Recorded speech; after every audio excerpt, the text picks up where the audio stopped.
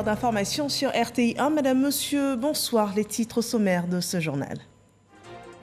La fin de la crise énergétique, la hausse des prix, la lutte contre la corruption par la création d'un pôle pénal économique et financier.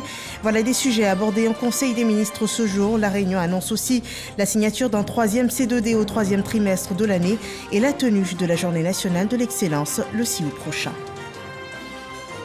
Ce soir, nous vous mènerons aussi dans les murs de l'école des forces armées de Zambacro. Depuis 51 ans, cette école assure la formation initiale au commandement en corps de troupes et l'enseignement militaire supérieur d'officiers d'ici et d'Afrique francophone.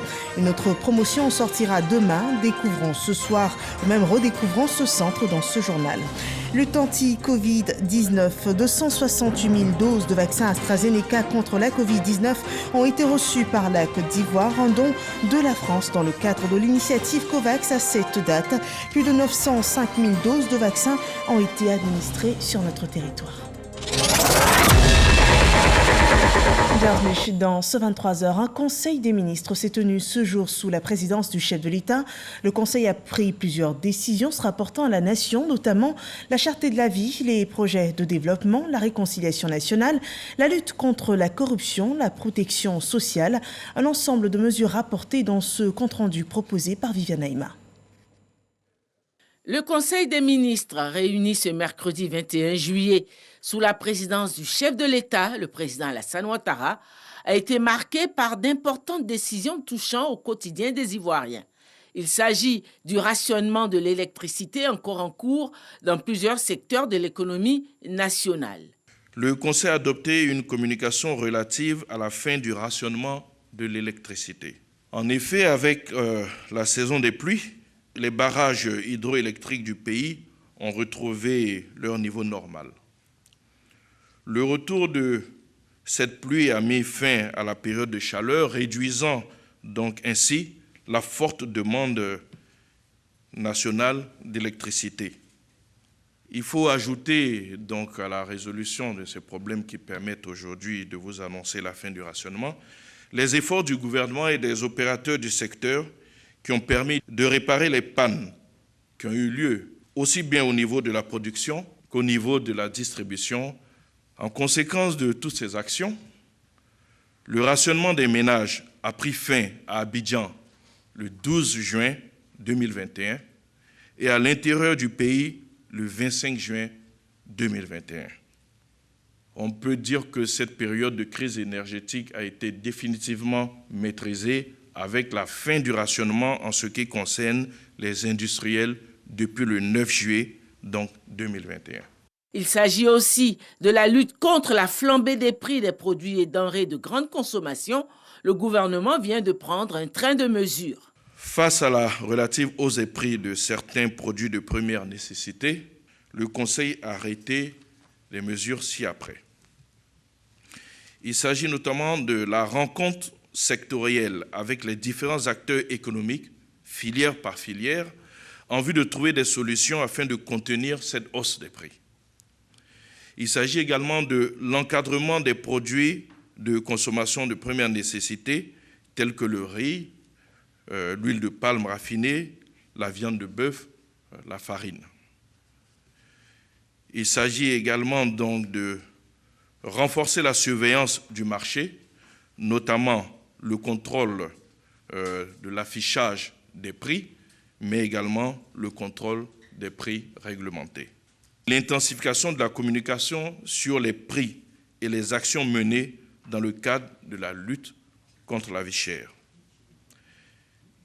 La révision de la norme ivoirienne sur le pain. La facilitation du retour des bouviers qui convoient le bétail du Mali et du Burkina, donc en Côte d'Ivoire. De l'installation des comités locaux de lutte contre la vie chère et du renforcement de la lutte contre le racket sous toutes ses formes. Ces mesures immédiates seront suivies de mesures structurelles qui devront permettre de consolider les acquis et de lutter de façon pérenne contre la vie chère dans notre pays. La lutte contre la corruption était en bonne place de ce Conseil des ministres avec l'adoption d'un projet de loi portant création, compétences, organisation et fonctionnement d'un pôle pénal économique et financier au sein du tribunal de première instance d'Abidjan. Cette structure a été créée par décret. Ici, il s'agit d'une loi. Le passage du décret à la loi marque l'engagement de l'État. Vous savez que les lois sont supérieures au décret. Donc cela montre un engagement total de l'État à garantir la bonne gouvernance. C'est pour cela que le décret qui instituait cette structure a été passé en loi pour montrer l'engagement de l'État, la loi étant bien entendu supérieure et plus forte. Donc l'État est déterminé à lutter pour la bonne gouvernance et c'est pourquoi cette structure a été renforcée en étant gravée dans le marbre, si je puis le dire ainsi. Et revoilà la Journée nationale d'excellence. L'édition 2021 sera célébrée le vendredi 6 août. Le Conseil des ministres du mercredi 7 juillet 2021 a autorisé l'organisation cette année de la Journée nationale de l'excellence le vendredi 6 août 2021 à 11h au Palais de la Présidence de la République sous la présidence du Président de la République. Ainsi, pour l'édition 2021 de la Journée nationale de l'excellence, l'option retenue est la reconduction des lauréats de l'édition 2020, auxquels vont s'ajouter les lauréats du secteur de l'éducation-formation sélectionnés au terme des examens de fin d'année scolaire 2021. Au total, pour cette édition, ce sont 84 prix qui seront décernés aux lauréats. Ces lauréats recevront, comme chaque année, un trophée, un diplôme et une enveloppe de 10 millions de francs CFA pour ceux classés premiers. Quant aux autres lauréats classés deuxième et troisième, ils recevront respectivement 1 500 000 et 1 million de francs CFA. Ce point d'actualité ne figurait pas dans l'ordre du jour du Conseil, mais le porte-parole du gouvernement en a fait l'annonce. Le président de la République, Alassane Ouattara, et l'ex-chef de l'État, Laurent Gbagbo, ont eu un échange téléphonique. Je ne peux pas vous dire s'ils se sont longuement entretenus, mais la seule chose que je peux vous dire, c'est que oui, il y a eu un contact et que le président Ouattara recevra M. Gbagbo Laurent le 27 au Palais de la Présidence ici. Prochain Conseil des ministres, le 28 juillet. Et à cette réunion manquait un membre du gouvernement. Il est en mission pour son département. Sidiki Moko Touré, le ministre des Ressources animales et halieutiques, est au Brésil pour définir les lignes d'une coopération technique et scientifique dans les secteurs de l'aquaculture et de l'élevage. On voit cela avec Éric Corré. Le gouvernement de la République fédérative du Brésil s'engage à rendre disponibles les ressources financières indispensables dans l'exécution de la phase 2 du projet de développement durable de la pêche et de l'aquaculture.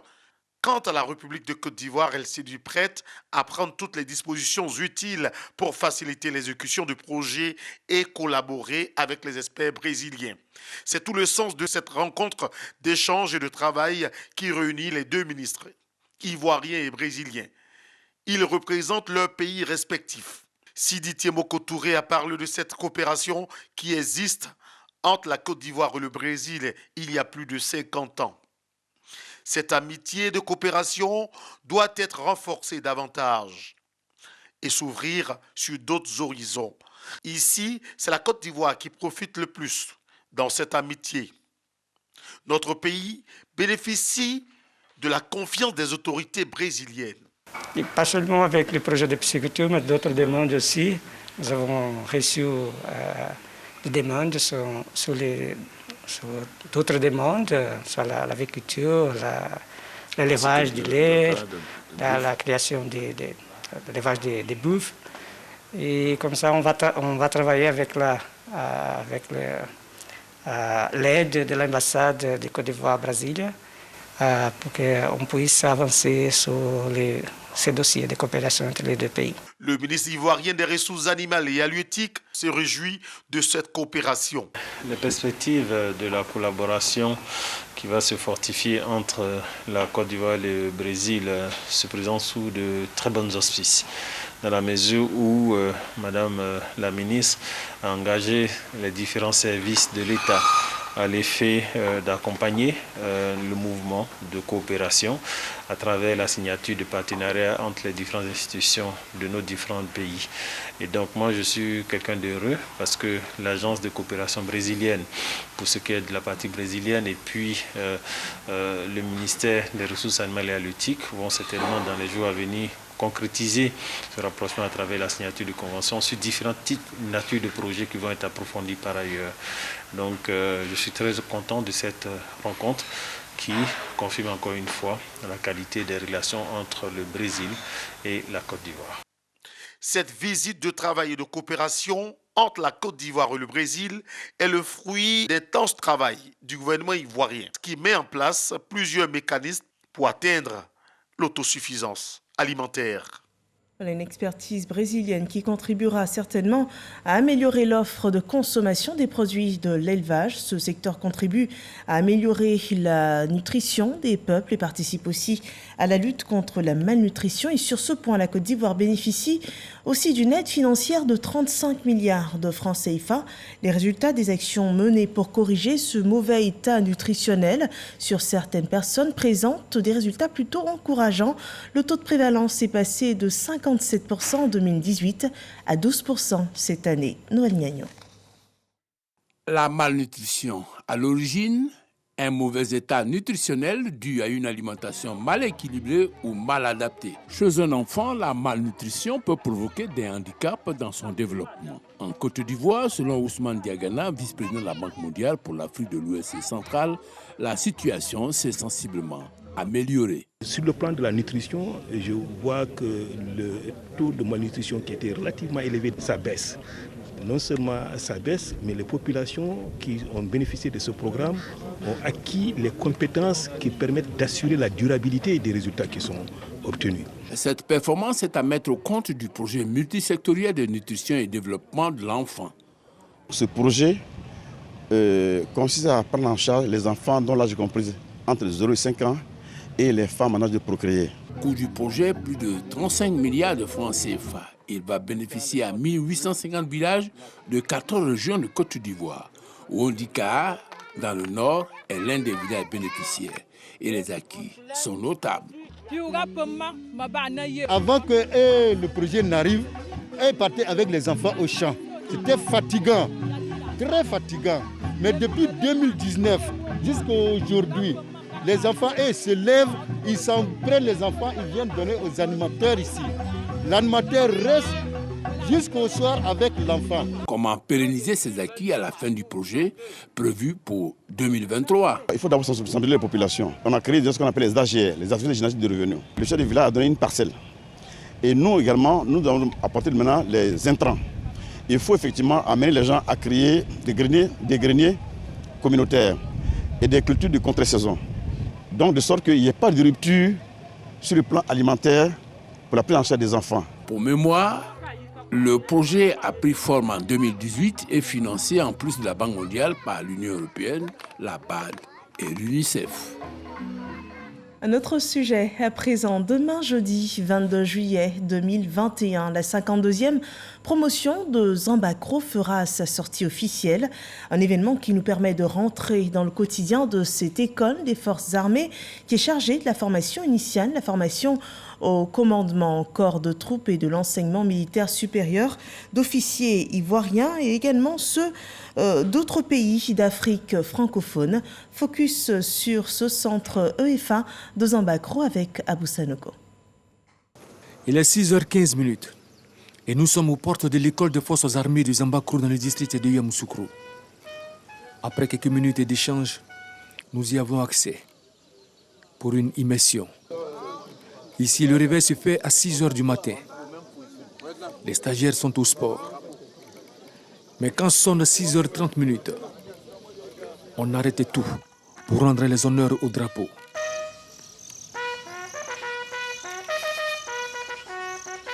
Ici, c'est l'EFA, la seule école de formation pour les officiers de l'armée de terre et de la gendarmerie nationale.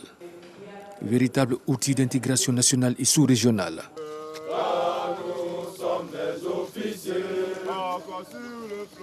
N'entre pas ici qui veut, mais qui a les aptitudes.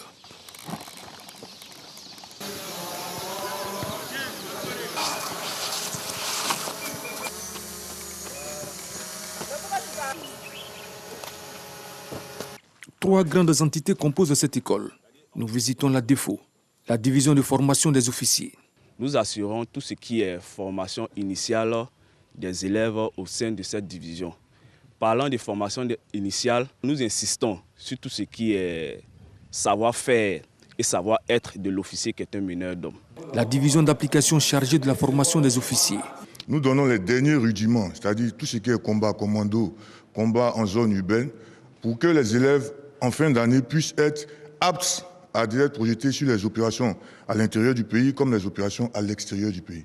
Et la division de perfectionnement des officiers. À cela, nous apprenons les techniques d'état-major. Nous leur apprenons aussi à avoir une vision plus claire du monde dans lequel ils sont. Et nous leur permettons donc de pouvoir interagir avec leur milieu, de pouvoir être plus aptes à mener les missions qui sont les leurs. Notre mission à nous, en fait, et surtout à leur encadrement, c'est de faire que tout le monde travaille ensemble. Et parce que notre but, en fait, c'est que quand nos élèves sortent des formations, quelles qu'elles soient, ils soient directement opérationnels et directement employables par leur chef. Après la visite des différentes entités de l'école, nous allons à la rencontre du chef de corps de l'école des forces armées des Zambakro, le colonel Jean-Christophe Mouo, pour de plus amples connaissances sur l'école. Pour les stagiaires de la formation initiale, il s'agit principalement de la formation militaire. Et cette formation militaire prend évidemment en compte tous les aspects liés au combat, à l'exercice de l'autorité, transformer des anciens jeunes étudiants en personnes pouvant être des meneurs d'hommes. Donc il y a tout un travail à faire et puis beaucoup de préparation physique, beaucoup de sport. Nous sommes déjà à un officier après cette cérémonie. 4 ans après la cérémonie, il finit son cours de commandant d'unité. Après en moyenne 3 ans, il revient faire le cours d'état-major qui lui permet d'être officier traitant et donc dans les états-majors, dans les bureaux, pouvoir être les rédacteurs, les officiers traitants et tenir des postes d'état-major. L'EFA prépare sa fête école. Le jeudi 22 juillet, à compter de 10 h, nous recevons ici à l'école des forces armées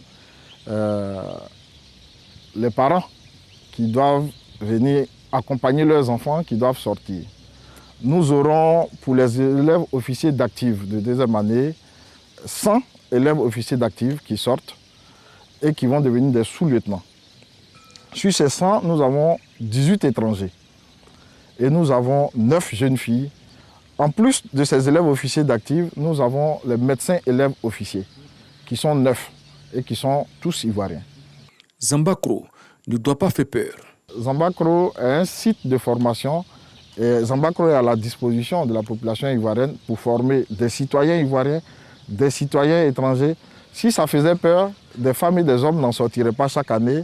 Si ça faisait peur, tous les pays étrangers n'allaient pas nous envoyer une vingtaine de personnes chaque année. La fête école se tiendra dans le respect des mesures barrières le 22 juillet en présence du ministre d'État, ministre de la Défense, Tene Birahima Ouattara. Voilà, on a pu voir qu'il faut un grand bol de courage pour cette formation corsément. Au final, on a des officiers qualifiés et aptes à occuper des hautes fonctions militaires. Et au sein de cette école des forces armées de Zambakro, 21 officiers de Côte d'Ivoire et de 6 autres pays africains ont effectué leurs études supérieures de défense.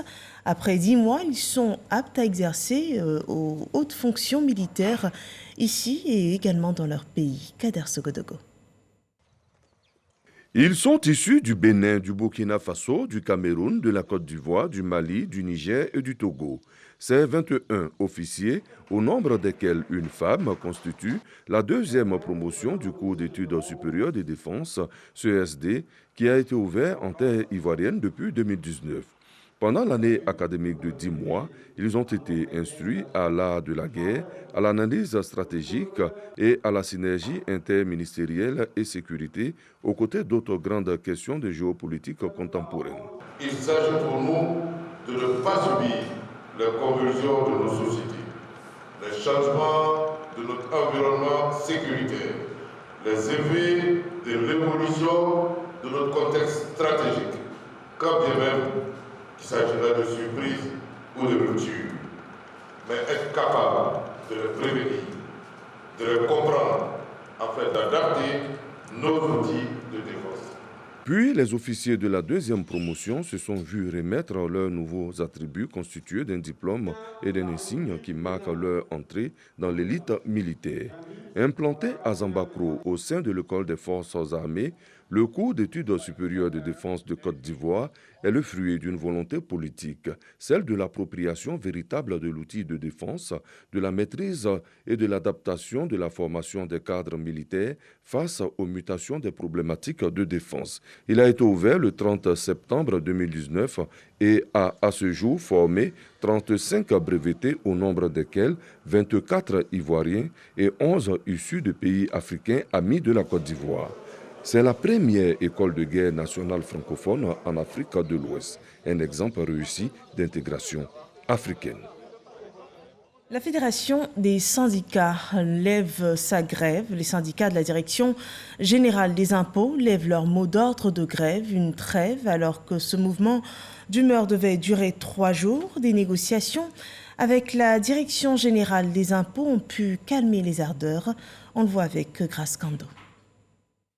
La grève de la Fédération des syndicats de la Direction générale des impôts est levée. Selon le président de la dite organisation, après les échanges, il ressort l'application effective du profit de carrière dès le premier trimestre de l'année 2022. L'amélioration effective des conditions sociales et matérielles des agents des impôts. C'est pourquoi la FESI-DGI, au regard de ce qui précède, invite à une reprise du travail dès cet instant, conformément à la résolution de l'Assemblée générale extraordinaire de ce mercredi 21 juillet 2021.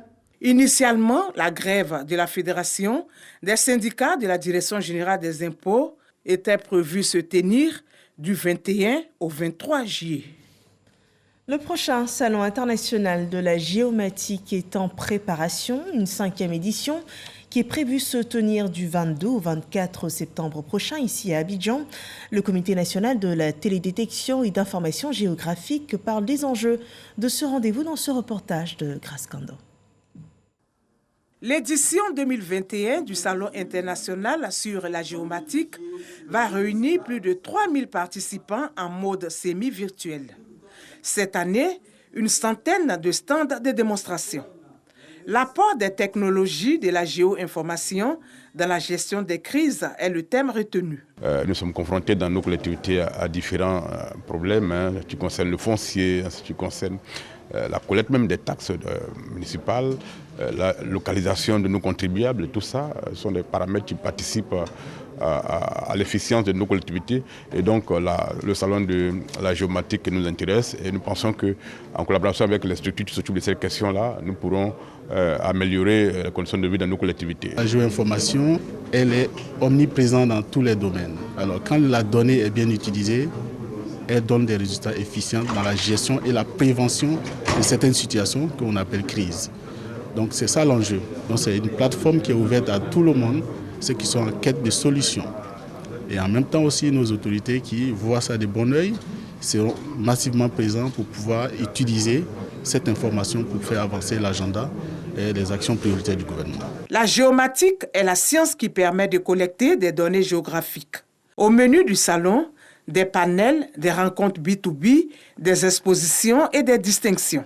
En raison de la COVID-19, les conférenciers nationaux partageront leur expérience en présentiel, quand les conférenciers internationaux feront leur communication par visioconférence. Les solutions géospatiales, outils d'aide à la décision, sont à n'en point douter les maîtres mots pour arriver rapidement à collecter, traiter et analyser les données en période de crise afin de mettre à disposition des autres structures impliquées dans la gestion de ces crises. 2021 marque la 5e édition du Salon international de la géomatique. Il se tiendra du 22 au 24 septembre prochain. La paix, prémisse de développement. La Fédération pour la paix universelle s'est fait ambassadrice pour la cohésion des peuples par ce slogan. Dans la région, des grands ponts, femmes, jeunes et guides religieux ont été sensibilisés sur la pratique des actions favorisant la paix. Voyons à présent le point Covid de cette journée.